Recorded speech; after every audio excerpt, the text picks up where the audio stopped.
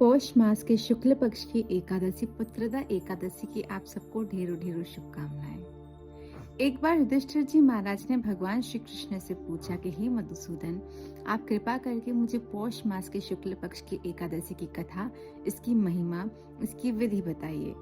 तब भगवान श्री कृष्ण युधिष्ठिर जी महाराज से कहते हैं कि हे धर्मराज, पौष मास की शुक्ल पक्ष की एकादशी का नाम पुत्रदा एकादशी है। बहुत समय पहले की बात है, एक राजा रहते थे जिनका नाम था सुकेतुमान। उनकी पत्नी का नाम था चंपा। वे धर्मपरायण राजा थे, अपनी प्रजा का संतान के भांति पालन करते थे। लेकिन इनके जीवन में एक बहुत बड़ा दुख था कि इन्हें कोई संतान नहीं थी। इनके पितर भी दुखी रहते कि आगे हमें कौन पिंड देगा। इस बात से दुखी होकर एक दिन राजा अपना घर छोड़कर जंगल की ओर चल पड़े। घनघोर जंगल में भ्रमण करते करते उनकी दृष्टि पड़ी जंगल में अनेकों प्राणियों पर जो सुखपूर्वक वहां रह रहे थे।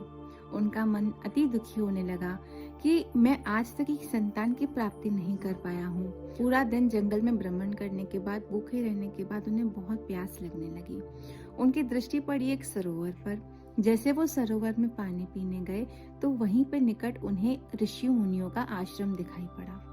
वो तुरंत वहां पर गए एवं समस्त ऋषि मुनियों के चरणों में प्रणाम किया एवं उनसे हाल चाल पूछकर अपनी जो व्यथा थी उसके विषय में वर्णन किया। तब ऋषि मुनियों ने उनसे कहा कि पौष मास के शुक्ल पक्ष की जो पुत्रदा एकादशी है, इस व्रत को रखने से तुम्हारी सारी मनोकामना पूर्ण होगी और तुम्हें पुत्र की प्राप्ति होगी।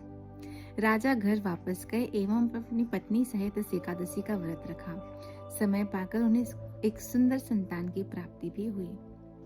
एकादशी सर्व सामर्थ्यवान है हमारी मनोकामना पूर्ण करने में, किंतु भक्त की ये मनोस्थिति होती है कि वो एकादशी का व्रत किसी इच्छा की पूर्ति हेतु नहीं, अपितु तो केवल और केवल ठाकुर जी की प्रसन्नता के लिए रखता है।